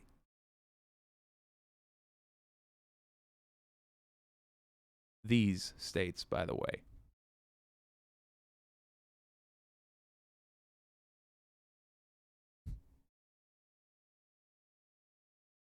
North Dakota. People are leaving en masse, even though it's already not that populous. Wisconsin. Utah. Kentucky. You sensing something here? These are the states people are leaving. Ohio. Apparently they don't like trains flipping over in their backyards and poisoning whole towns. Massachusetts. That one's a surprise to me. Kansas. Connecticut. And to my shock, New York. The state of New York. New Jersey, not to my shock. Illinois. At the state level, you got people fleeing. And they're not fleeing because they love their state so much that they want to go experience a different state for a while just to get perspective. No, because their lives are in danger. You can put protections for these people on the ballot in some capacity. We'll do a more detailed stream, a more concise stream about the ways in which you can get separate issues on the ballot. But I want you to start thinking about not just, Laura's got a great question. We're going to go there in a second. Not just the candidates you can put on the ballot,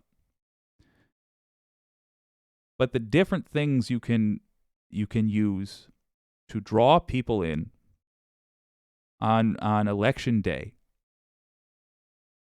that are likely to vote for the person you want them to vote for. When we focus this way, we don't just tell people, look, it's important that you get there. We also show them. We show them how it is of use, and we show them what we're going to do for them. Catherine Wolf, hit the like button, everyone. Yes, please. Thank you. It helps out the stream tremendously. I want to try to boost that algorithm. Very much looking to grow this channel. Very much looking to do cooler and cooler stuff in terms of actually affecting the real world. And now is the time. So please hit the like button if you're enjoying the stream. And consider subscribing if you think that you can deal with this mug every day. Go Union Power and go Michigan. Thanks for the update. Catherine Wolf. I'm a Lake Michigander. I'm a Lake Michiganer. So close, but oh, so much more red. Oof. Laura says, we've already legalized weed, LOL. Good on ya. Got a sense of where you are. Where are they moving to? That is a good question. I was looking at that. I didn't save the link. 1 second.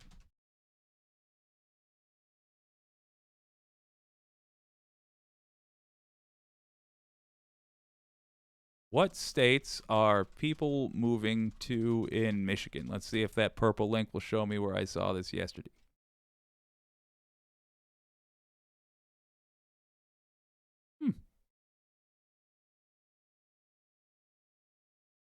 Intriguing. Oh, well, I don't have it. Oh, aha. Not in Michigan. Here we go. All right, states people are leaving, and the states they are moving to. I guess it's just going to be on the second page of that very same Forbes article. Let's look at that. Why not?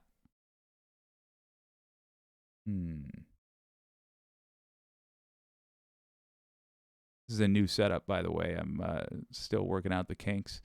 All right. Where are they moving to? Top inbound states. God help me, Alabama. People are choosing to move to Alabama.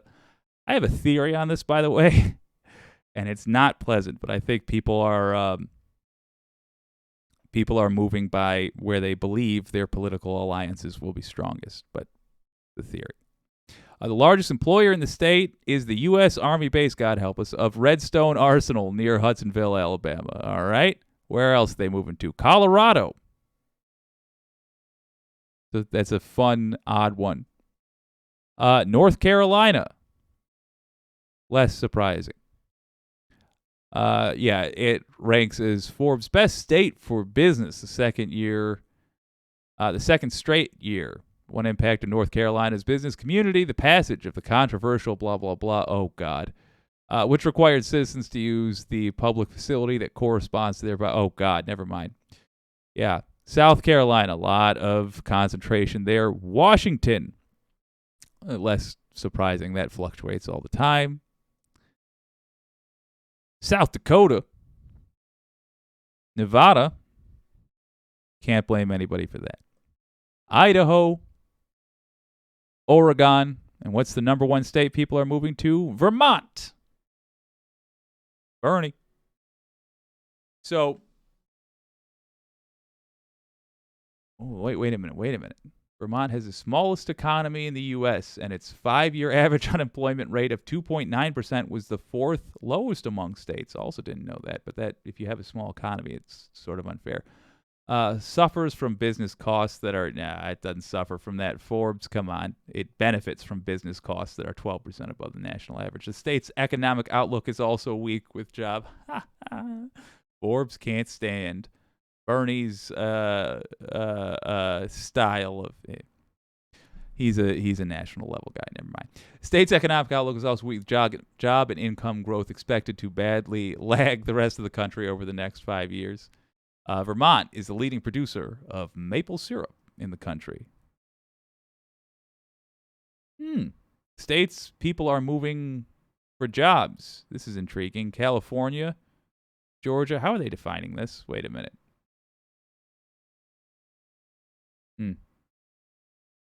I don't really know how they're defining that. The other one they were defining on literal number of people leaving, the net gain or loss.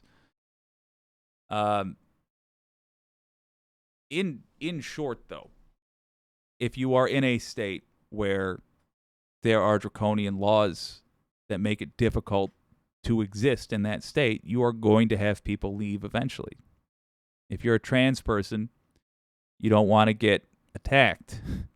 If you are a woman, one of those absolutely not minorities, and somebody tells you what you can't, what you can do with your body, probably going to want to scram to a place where people don't do that. And I would just say, don't engage in doomerism. We fight, and we win. A great way to do that is to address these issues directly. We already know they're going to come out hard against us. Put things on the ballot, and again, we'll do a deeper dive where we actually look at the individual states and how to do it. But you can get things on the ballot in at least 15 states directly, and with the assistance of your representatives and presumably people that are running for office as well, you can have things put on the ballot in many more states. Let's start working towards that, because it is a great way to turn out the vote, and it has the benefit of accomplishing things immediately rather than asking somebody not only to make sit through all the hassle of voting in the hope that the person they vote for will do what they want them to, but a direct cause and effect. It is incredibly motivational for people. By the way, Michigan learned its lesson there as well. There was no proposal on the 2016 ballot. There were 5 right-wing proposals on the, there were 5 ballots previous to that on the 2014. There were 5 proposals on the 2014 ballot in Michigan that were neither right-wing nor left-wing, really. And they were so obscure that nobody paid attention to them. But since 2016, we got those 3 major ones in 2018. On 2020, we had 2 ballot proposals. On 2022, we had even more. And it just keeps being W after W after W after W as a direct result of that. I cannot recommend it enough. There was a little something from Bo of the 5th column, and I'll be honest, I'm not entirely sure if I've got it queued up. Oh, hell. No, wait a minute. I told you earlier, Jack Smith made some moves today that might change how you vote in these here polls about who you think is going to get it, who's going to be the first person to indict a former president of the United States. First of all, quick reminder, here's who we're looking at. Alvin Bragg, Jack Smith, Fani Willis. Lawrence went into the most detail about Bragg. Midas Touch Network, however, was where I saw this new move with Smith, and it's a doozy. I was sure that it was going to be Bragg, just based on what Cohen had been saying. He'd been hyping it up a lot, but oh boy, Smith is not sitting on his hands. Let's have a gander at Midas Touch talking about that very thing. Oh, I'm going to be good. We're going to transition this properly. My poor editor will have an easier time. Who's your editor, Jake? It's me. It's just me.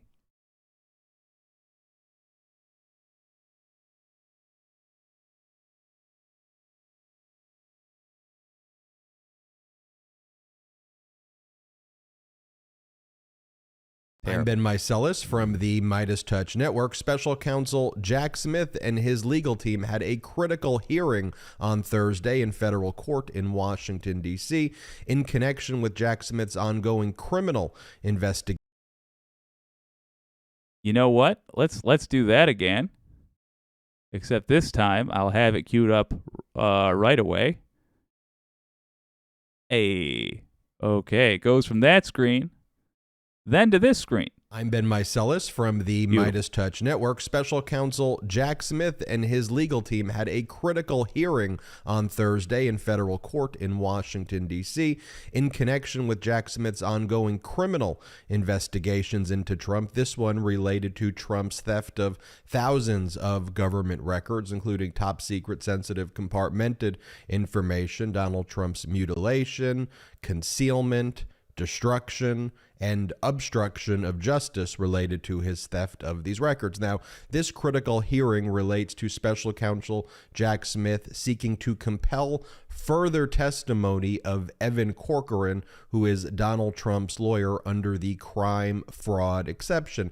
And what we're learning about from this hearing, which, by the way, took place in secret since all grand jury proceedings at the federal level and in general take place in secret. So we don't have a transcript of what was specifically said at this hearing, but we do know, based on what sources have told other reporters about this hearing and what we've learned from our own sourcing, is that special counsel Jack Smith has argued that the crime fraud exception applies here because Evan Corcoran and Donald Trump were engaged in obstruction of justice, and the obstruction of justice statute is 18 USC, U.S. Code, Section 1519, destruction, alteration, or falsification of records, which basically refers to whoever knowingly alters, destroys, mutilates, conceals, covers up, falsifies, or makes a false entry in any record, document, or tangible object with the intent to impede, obstruct, or influence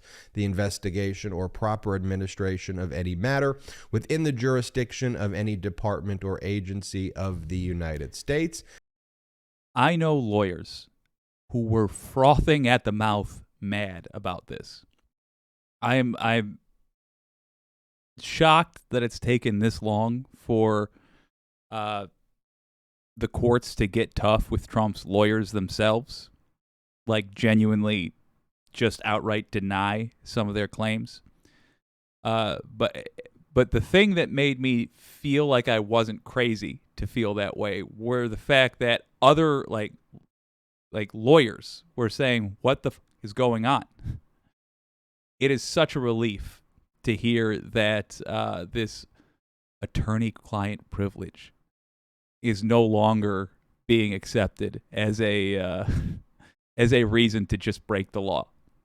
So like weight off my chest relief. I'm like, okay, so we are going to have some degree of law in this country. Good, because I was getting out the hockey mask. I was going to start doing the whole just walk away. I'm glad we're if you get that, the 80s were fun, and I'm glad that we're not there. And the potential penalty for engaging in this is that an individual shall be fined under this title and imprisoned not more than 20 years or both. So the crime of obstruction carries with it a prison sentence of 20 years. So that could be a prison sentence that Evan Corcoran and Donald Trump are looking at. So Evan Corcoran was previously called before the criminal grand jury in Washington, D.C. We've reported about this here on the Midas Touch Network, and that occurred fairly recently. Also, Alina Habba, Donald Trump's other lawyer, also testified before the grand jury, as did Christina Bobb, Donald Trump's other lawyer and also custodian of records, all testifying before the grand jury in Washington, D.C., and meeting with members of the Department of Justice as well. And what the issue regarding Evan Corcoran specifically relates to, as it does with Christina Bobb, is back in June of 2022, Christina Bobb and Evan Corcoran met with top Department of Justice officials in the Counter Intelligence Division, and Christina Bobb provided the top DOJ counterintelligence official with an affidavit or an attestation stating that they conducted a diligent search of Mar-a-Lago. And after Trump's legal team, including Evan Corcoran and Christina Bobb, conducted this diligent search, and based on the information told to her, there were no other documents at all in Mar-a-Lago. No other documents existed, and they conducted this diligent search, and she signed it under penalty of perjury, and she made this attestation to the Department of Justice. Now, the person who told her that the search was done and a diligent search was done and that there were no other records in there was Evan Corcoran, Donald Trump's lawyer, and Corcoran claimed that he did that search, and of course we know that that was a lie.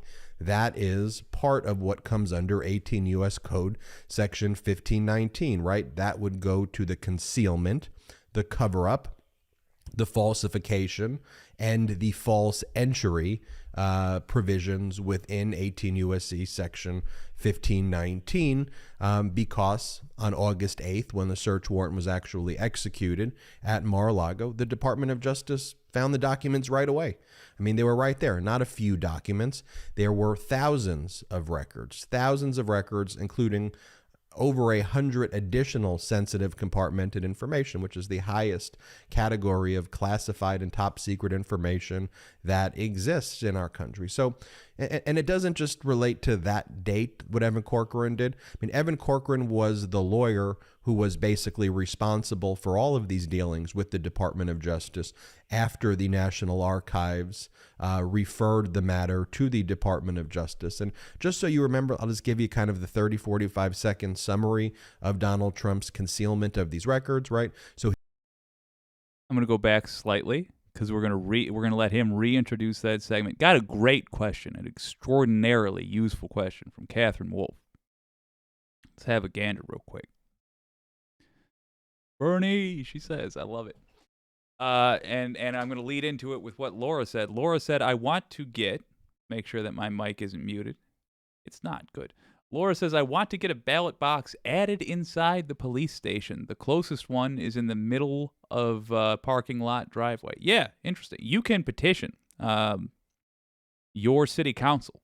In fact, city council has meetings once a month, and they're required to let you participate. You can petition them to put a ballot box wherever you want. Do it. It will have a tremendous effect. And by the way, if you're currently watching and you haven't, what do they say, karate chop the like button, please hit it. It'll boost my stream. It'll help me out. I appreciate it. But petition your city council. Go there. You see the folks. They walk up to the microphone when it opens up for public comment. You say, my name is Laura. I live here. I would like you to put a ballot box in the police station. I'd like that to be a voting location. Catherine Wolf. Jake, I have a problem with judges. I know there are so many to update in our own areas, but tips on how to research their past judgments. Oh, yes, indeed. Oh, yes, indeed. This right here. pacer.uscourts.gov. That is how we do it in the news industry. You got to create an account. I believe it is free. Individually, states track this themselves. If you Google your state, etc. Here is an example of what that looks like in Michigan. This is one I'm familiar with. But Pacer is, generally speaking, the way it's done. That's the official way it's tracked, and that's what you can use to track judges, and it is a great idea to do so. Laura, I've just been firing judges, all judges each election. Fair enough, although I would keep an eye out for the ones that tend to go the way that you think they ought to, because it is, it's good. It's good to do positive reinforcement as well as negative. Oh, I just don't vote for them. I skip it, says Catherine Wolf, and I always feel so guilty. Nothing, honest to God, nothing wrong with that. You don't have to play Russian roulette. I had to, in my opinion, I had to go to court once a month over a decade ago, and I saw, it says Laura, and I saw people refused public defenders. Oof. The judges all knew but wouldn't help. Never refuse. Never represent yourself in court. Never refuse a public defender if you have the opportunity. I kind of thought that was why I, too, have a few disappointing interactions with judges in the law. Yeah. Oh, Catherine Wolf. Oh, my God, thanks so much. Not at all. My pleasure. It's what I'm here for. All right. He is giving a great summary. Let's get to it, because this is a little bit of shade and fraud for your old pal Jake. I'm going to enjoy drinking the tea and watching my man Knock 'em Out Pete, a.k.a. Ben Meiselos, break down how apt this is. Category of classified and top secret information that exists in our country. So, and relate to that date, what Evan Corcoran did. I mean, Evan Corcoran was the lawyer who was basically responsible for all of these dealings with the Department of Justice after the National Archives referred the matter to the Department of Justice. And just so you remember, I'll just give you kind of the 30, 45-second summary of Donald Trump's concealment of these records, right? So he leaves the White House in January 2021. The National Archives are supposed to get these records back. They realize they don't have it back. They ask for it. They say, hey, we're missing things. Donald Trump continues to lie in 2021. The National Archives say, look, we're getting really serious about this now. Turn over this stuff right now. So then in January of 2022, Donald Trump gives like 15 boxes back to the National Archives. The boxes have lots of like newspaper clippings, but like kind of hidden and concealed within the newspaper clippings is all the sensitive compartmented information and top secret information, like really sensitive stuff. And from the reporting we've done, this could be potentially nuclear secrets, information about Iranian weapon systems and Chinese weapon systems, and things that Donald Trump could likely be using transactionally in private life for his own kind of personal gain, but certainly things that are very, very sensitive that can. Real quick reminder about a stream we did in January. Donald Trump was on the hook for the old post office. He way overpaid for that building. And there was in the contract a stipulation. The details escape me, but he would have had to pay money he does not appear to have, according to his tax records, to maintain his ownership of that building, or it would have just been a loss. In fact, there was no or. He just was going to owe that money. A Miami real estate company bought that building from it. They bought that building for way more than makes any sense as a business transaction. Then later, we found out Trump has a bunch of national secrets. Trump is being shady about giving them back. As of now, we don't know if we've recovered all of them. In fact, it's believed that we have not recovered all of them. There's a dot. I can't connect them. But I sure hope a prosecutor will. Give sources and methods that could really harm our national security and likely have caused grave injury to our national security. Now I'm jumping back in. So look, you don't need to know anything more than what you just heard there to see how this is hurtful to us. Imagine for a moment there is a spy out there who works for us, that's known as an asset, and they say, hey, is a list that has my name on it out there somewhere? You tell them, no, that's not the stuff that Trump took. Okay, what did he take? Because I live in Russia, and if Putin has his hands on a list that has my name on it, I'm going to be killed.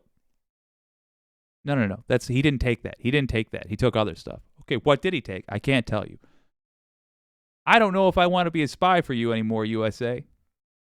Imagine there's somebody considering giving us intel. Forget whether or not you agree that we should be running such programs. Right now, we run such programs and we rely on such programs. You see this happening with Trump. Do you trust the United States to keep a secret? It's incredibly hurtful. We got to deal with this. So the National Archives gets this information and they go to the DOJ. Whoa, we've got all the sensitive compartmented information here. He's been hiding this stuff. You got to take this over, DOJ. So DOJ takes it over. That brings us to February, March, April, May of 2022. This is when Evan Corcoran's really involved. And again, he continues to lie to the DOJ, say, we don't have anything. We don't have to turn everything over. And the DOJ is like, yeah, you do. It doesn't belong to him. He can't steal our government records and he can't be hiding sensitive compartmented information. So after... And now let's take a quick break to talk about our next part. Oh, no, they got me. Oh, Jordy. I'm not going to go too hard on Jordy. He seems like a sweet kid. But we're not listening to that, that whole spiel. Come on. Here we go. What a weird way to interrupt that. Corcoran and Trump refuse to comply. A subpoena is issued from a criminal grand jury that's impaneled in federal court in Washington, D.C. They issue this subpoena saying, return all of these classified records, return all of the documents to us, and it has a return date. Eventually, that return date's negotiated to be this June 3rd meeting with Corcoran, Christina Bobb, and the Department of Justice. Corcoran and Bobb turn over a red weld folder. Those are those legal folders that you see people carrying to court. It was sealed. It had sensitive compartmented information in there. And that's when Corcoran and Bobb lie. They falsify the information pursuant to 18 U.S.C. Section 1519. And they say, look, here's everything. There is nothing else. The Department of Justice and FBI have their sources, of course, within Mar-a-Lago. They actually have access to the surveillance footage based on another subpoena. So they know that boxes are being moved. They see what's going on. And then they execute the search warrant after being lied to, after getting this false attestation. But the DOJ gave him like 2 years to comply. I mean, just compare that to what President Biden and former Vice President Pence did, where they just told the DOJ, here, come in our house, search whatever you want. We have nothing to hide here. To the extent there's anything inadvertent, you know, it was just because we had big jobs and sometimes we brought things home. But here, search it. There was no intent. And that's the difference where there's clear criminal. We would not even know this happened. Not only if Trump had gone as far as just inviting authorities in to go search for the things, if he had approached that honestly. But if he hadn't also held a press conference announcing that he was indeed searched, we wouldn't even be aware of it. I doubt very much there would be criminal charges. I doubt Jack Smith would be special counsel. I can't imagine that any of this would have occurred if Trump had just shut up. But yes, as he says, if he would have just... I'm trying to phrase this in a way that is sufficient to me for how easy it would have been for him to not get in trouble. If he would have just said, yeah, come get it. Oh, did I have documents? Oh, come on. You can go look for them. Why wouldn't he do that? Is he really that dumb? Maybe. But man, seems to me like corruption is more the concern here. What did he get? What is he hoping to get, etc., in exchange for him still having those documents? My suspicion, and I'm going to be real curious to see if we ever even get a resolution on this, my suspicion is he is not able to give back all of the documents he has, or he had. Intent here with Trump and Corcoran and others hiding this over and over again. So Corcoran goes before the criminal grand jury fairly recently, and he testifies, but he invokes attorney-client privilege. Corcoran goes, I can't testify on a lot of these questions you're asking me about my communications and coordination with Donald Trump. I was acting as his lawyer, and based on my legal representation, the attorney-client privilege applies, so all of our communications are confidential. And Jack Smith said, no. There's something called the crime fraud exception. We all remember remember how the January 6th committee got a lot of the information from John Eastman. John Eastman also tried to claim, hey, I'm Trump's lawyer. You can't get my text messages and you can't get my emails with Donald Trump. That's part of my representation. So Eastman filed that lawsuit, I guess over a year ago at this point, in federal court in Washington, D.C., in federal court in the Central District of California before Judge David Carter there, Central District of California. And there, Judge David Carter, federal judge from the Central District of California, said, no, you can't get an injunction to stop the January 6th committee from getting your records because I found the crime fraud exception applies, that a crime took place, step 1, and step 2 of the crime fraud exception, these emails and communications and text messages were in furtherance of the criminal conduct at issue.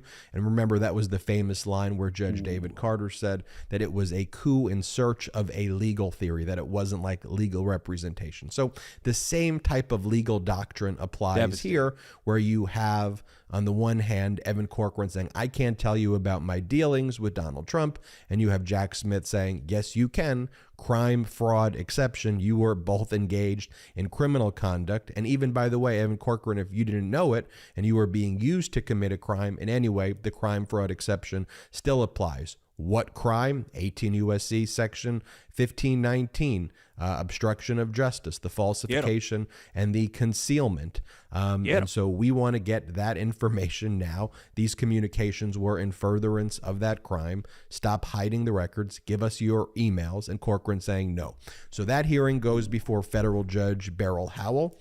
Judge Beryl Howell has to have oral arguments after there's briefing. That's what took place Thursday. Judge Beryl Howell has not made her ruling yet, and she actually leaves that position. It's a rotating position of who oversees rulings relating to criminal grand juries. It's always the presiding judge, so she's done that for some time. There's going to be a new judge doing it who's actually an Obama appointee who will be the presiding judge as of March 16th. So it's unclear if Beryl Howell will make her ruling before the new judge takes place. But again, an Obama appointee is not a guaranteed left-leaning judge, just for the record. In theory, it shouldn't matter. Once upon a time, Democrats operated under that belief, and that was Obama's time. Again, this shows the aggressiveness, and rightfully so, that Special Counsel Jack Smith is taking. This is showing that Jack Smith's criminal case is advancing as well. We've reported here on the Midas Touch Network how Alvin Bragg is likely to indict very soon, the Manhattan District Attorney who has offered Donald Trump the opportunity to speak before the criminal grand jury there in New York, which is very frequently the last step before criminal indictments take place. So that's a state criminal case. So Alvin Bragg's case is moving along. But this case right here, this federal case, is moving along quite swiftly as well. A few more rulings that Jack Smith needs, and I think then Jack Smith will be in a position where he will be ready to criminally indict as well.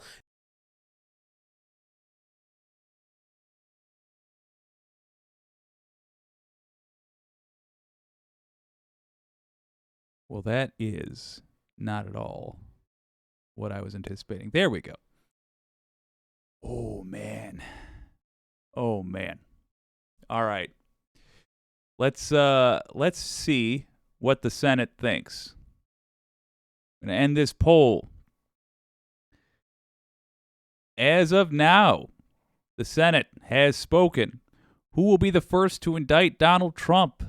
We had Alvin Bragg, Fani Willis, and Jack Smith. The Senate, which are our live viewers, say Alvin Bragg with 50% of the vote. Alvin Bragg is believed to be the first person who will indict Trump. Following, we have Fani Willis at 33% and Jack Smith with 16% of the votes. Oh, awesome. I based on the recent reporting, I tend to think you're correct. Senate, I tend to think you are. We're going to toss this to the House as well, though. The folks who view the VOD later on. If you're watching this later, there's a link in the description. Go to the community tab with that link and put your vote in there.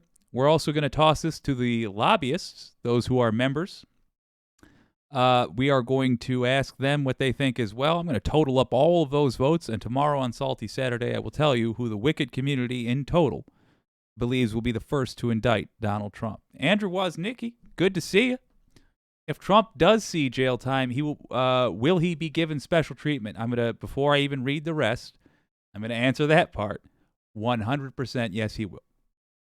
He will have to be.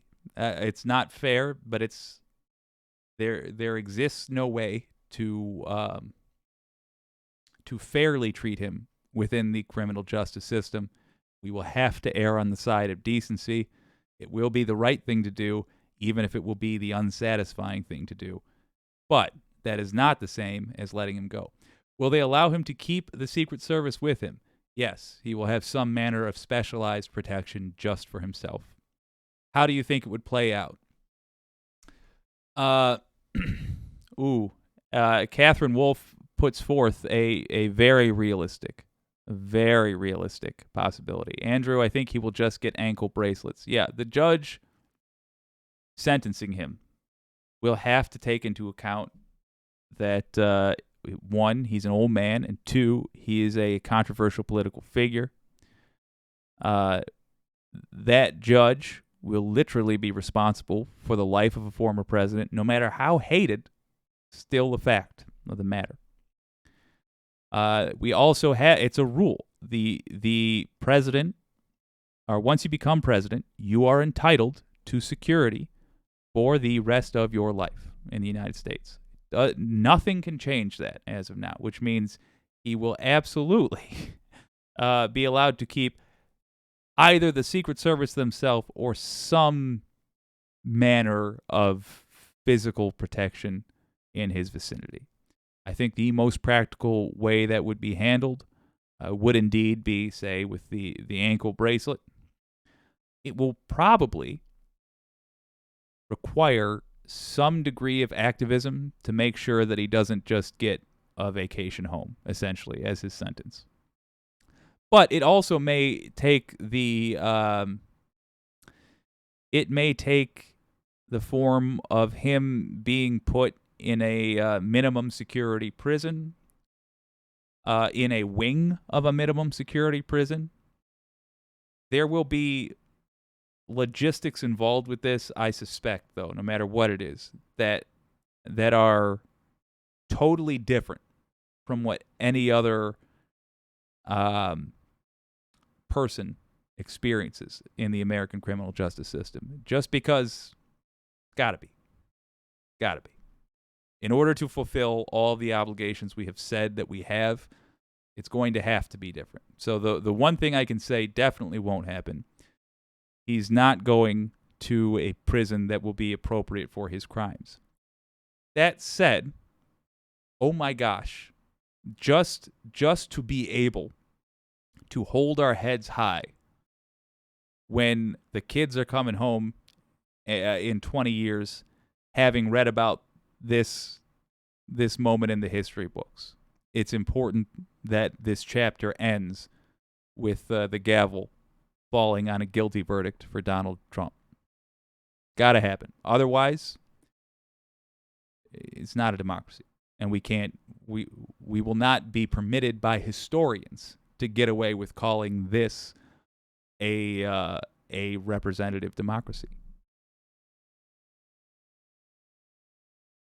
I tell you, folks, I very much enjoyed this longer, more casual stream. I think I'm going to try to do these more often. Not all the time, but more often. I like the idea of like a Friday XL. Maybe we'll do some form. We'll put some form to the show, but we'll do that. But I like pausing more frequently, interacting with the audience more frequently, and we're going to see how long it takes me to edit this stuff, which may drastically change my opinion. Regardless, though, I'm going to go mercifully on my computer and end the show for the day. Tomorrow is Salty Saturday. That is even more casual, even more catty, and I invite you to join me. I hope I'll see you there. Regardless, thank you for joining me today. This has been WYCD Wicked. That stands for What You Can Do. My name's Jake.